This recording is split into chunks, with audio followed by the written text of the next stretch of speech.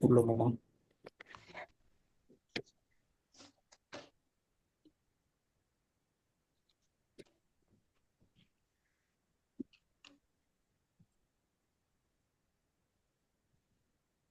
Oui, Monsieur Mamadou, vous avez terminé? Oui, j'ai terminé, monsieur Bachir.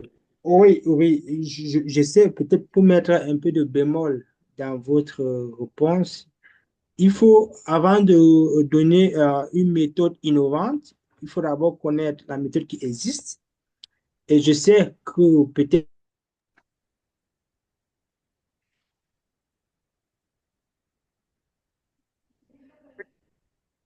voilà, je disais que euh, lorsqu'on parle d'innovation, nous sommes tous des scientifiques ici. Il faut savoir, on part d'abord de ce qui existe.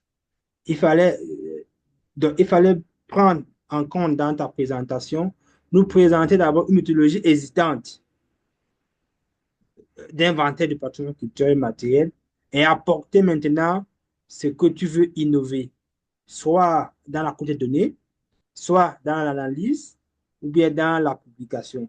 Donc, c'est ce que nous attendons dans votre présentation. Donc, vous allez chercher à intégrer ce point dans votre étude, c'est-à-dire de présenter d'abord la méthode existante et ensuite de présenter maintenant ce que vous parlez d'innovation. L'innovation peut être dans les différents outils de collecte de données. Actuellement, nous sommes à l'aide de la technologie de l'intelligence artificielle. Ça peut être cette méthodologie innovante que tu peux apporter.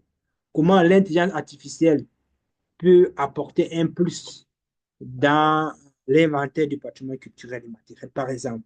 Ça, c'est une des pistes que tu dois aussi intégrer pour que ton étude, pour que tes travaux aient, plus, aient une valeur augmentée. Pour ne pas monopoliser la parole, nous allons passer la parole à M. Dieudonné pour répondre à D'accord, la... c'est moi.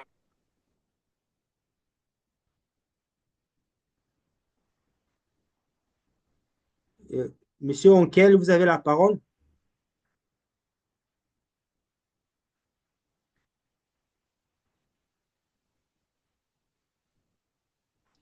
Monsieur Dieudonné,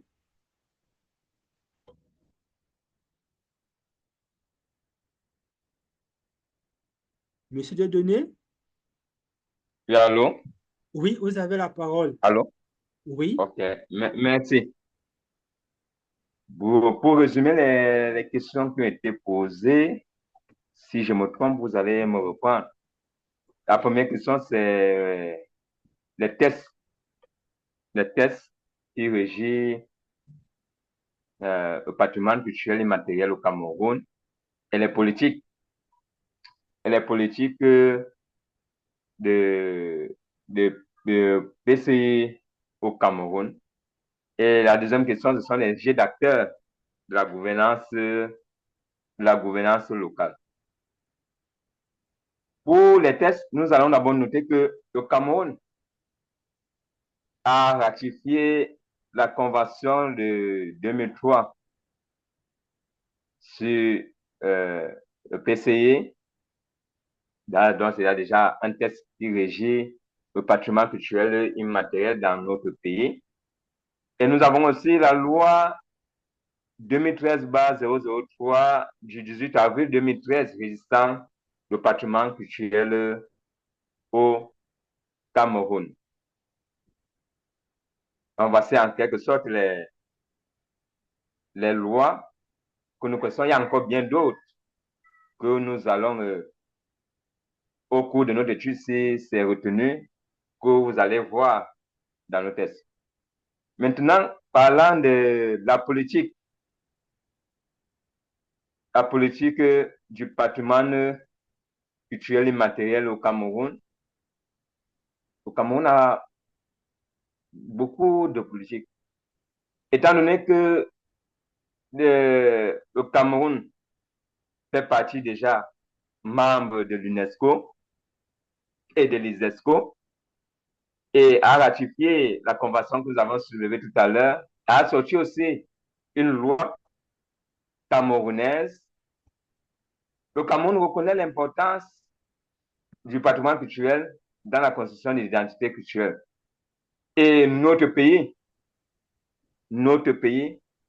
valorise les expressions culturelles immatérielles telles que les traditions, les langues, les musiques et les danses. Nous allons prendre par exemple le Cameroun promeut, nous avons le Ngol à l'ouest qui est déjà même inscrit dans la liste du patrimoine culturel mondial.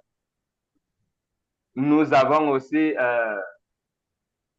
le Ngondo, c'est au littoral, qui est promu par le pays, par notre pays.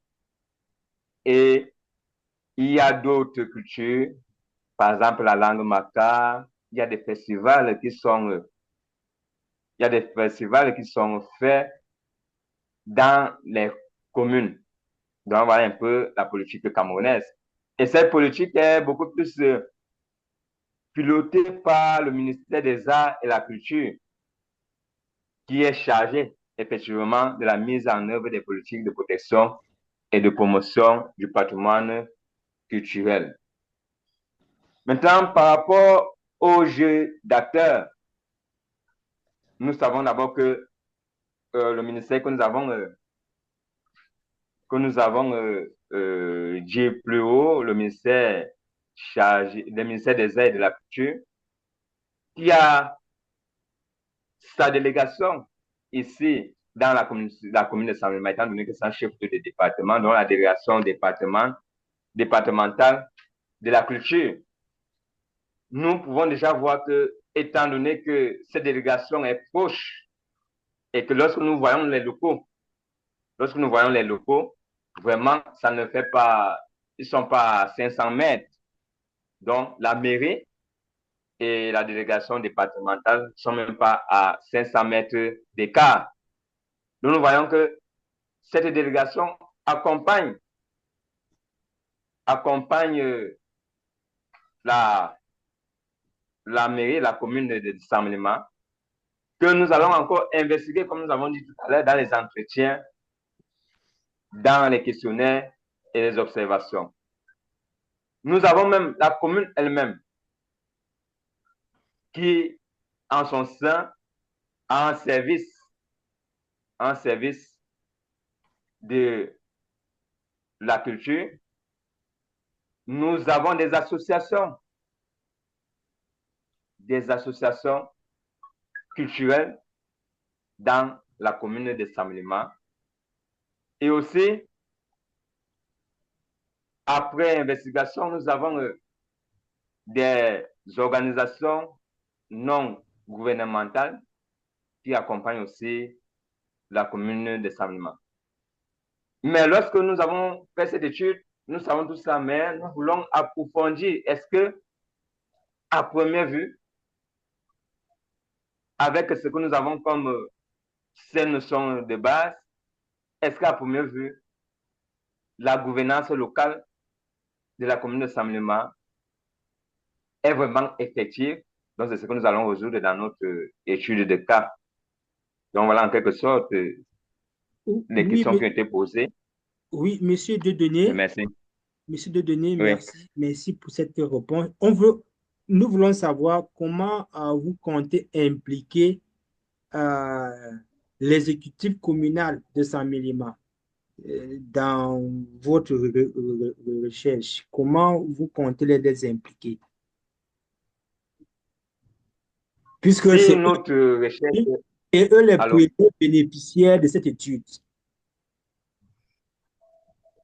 Bon, si notre étude est retenue, à coup sûr, nous allons impliquer la commune de Saint-Léma. Vous avez dit que nous allons aller vers l'exécutif de la commune pour pouvoir d'abord faire part de notre étude et de savoir comment cette gouvernance se passe malgré les bulbes que nous avons. Donc là, nous allons entrer en profondeur.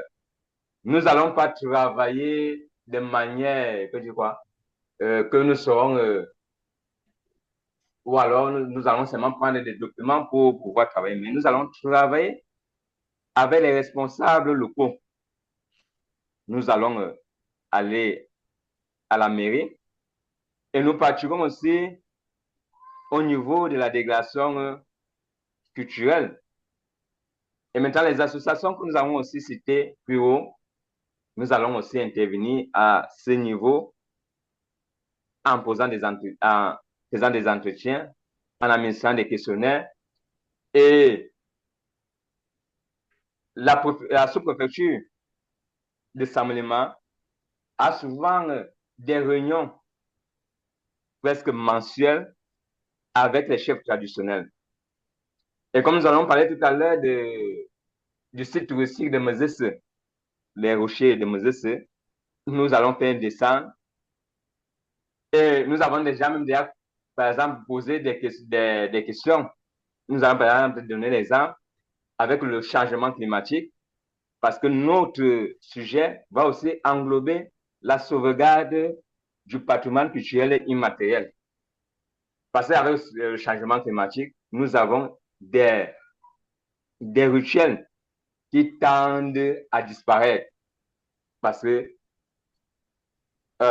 avec la sécheresse, par exemple, au mois où ces rituels se passent souvent, les rivières sont asséchées.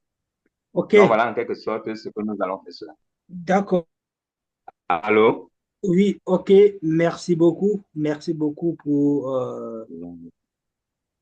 Allô, vous me... Ok, j'avais une question là à poser à Monsieur Saïdou. Monsieur Saïdou? Oui, je suis là, monsieur Bachir. Oui, Monsieur Saïdou, je voulais demander, dans votre étude de cas là que vous allez mener, est-ce que vous avez Oui. identifié les difficultés, c'est-à-dire les risques que vous pouvez rencontrer sur le terrain et comment vous comptez les contourner? Quels sont les risques de votre étude et comment vous comptez les contourner? Bon, actuellement, comme je veux faire mes études dans, le, dans le village de Girividi, bon, c'est un village que je connais très bien, que je maîtrise bien, que je fais mes activités là-bas. Donc, je me suis déjà bien imprégné, je me suis déjà bien imprégné donc, dans la population. Donc voilà donc comment donc répondre à votre question par rapport à l'aspect sécuritaire. Donc le fait que j'ai duré là-bas, donc le fait que j'ai donc passé du temps, donc je pense quand même la question sécuritaire, donc cela ne va pas trop déranger. Donc, peut-être il faut se conformer seulement aux règles, aux principes que vous allez donc nous dire lors du déroulement de l'activité. Par exemple, euh, avoir ces pièces en soi, peut-être la présentation aux autorités.